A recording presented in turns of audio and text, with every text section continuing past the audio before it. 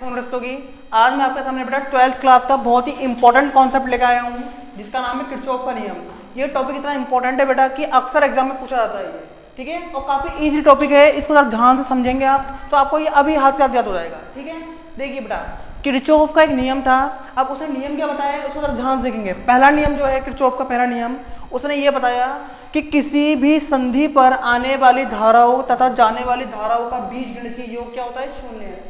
देखिए ध्यान से, ये होती है, इसको कहते हैं संधि।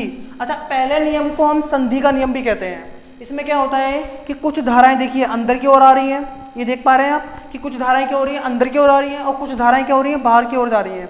तो कहने का मतलब यह है कि तार से जाने वाली धाराएं और आने वाली धाराएं, ये दोनों को अगर आप आपस में जोड़ोगे तो इसका मान क्या आएगा, शून्य आएगा। इसलिए यहाँ पर sigma i is equal to क्या कर दिया है, 0। अब जो धाराएं बाहर की ओर निकलेंगी, ठीक है, और जो धाराएं अंदर की ओर आएंगी, अगर इन दोनों का बीजगणितीय योग करोगे तो क्या आएगा, शून्य आएगा। इसे संधि का नियम भी कहते हैं, ठीक। अब दूसरा जो नियम है, दूसरा नियम क्या कहता है कि किसी विद्युत परिपथ में विद्युत धाराओं तथा संगत प्रतिरोधों का गुणनफलों का बीजगणितीय योग विद्युत वाहक बलों के बीजगणितीय योग के बराबर होता है।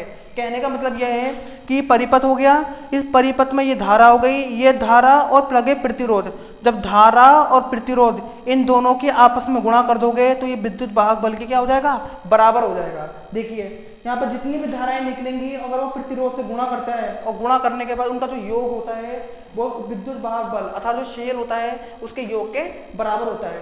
ये ध्यान से देखिए, ये एक बंद परिपथ है, इसलिए हम द्वितीय नियम को लूप का नियम भी कहते हैं। क्या कहते हैं इसको, लूप का नियम या बंद पाश का नियम कहते हैं। ये टॉपिक इतना इंपॉर्टेंट है बेटा कि 12th क्लास और आगे चलकर भी BSc लेवल में भी आता है टॉपिक। ये इतना इंपॉर्टेंट टॉपिक है कि आगे चल के आपको बहुत काम देगा ये, ठीक है। अगर आपको वीडियो अच्छी लगी हो तो ज़्यादा से ज़्यादा शेयर करें, लाइक करें, ठीक है। अगर इस टॉपिक में कोई भी रिलेटेड वीडियो ऐसी चीज़ जो आपको समझ में ना आए तो कमेंट जरूर करें। Thank you.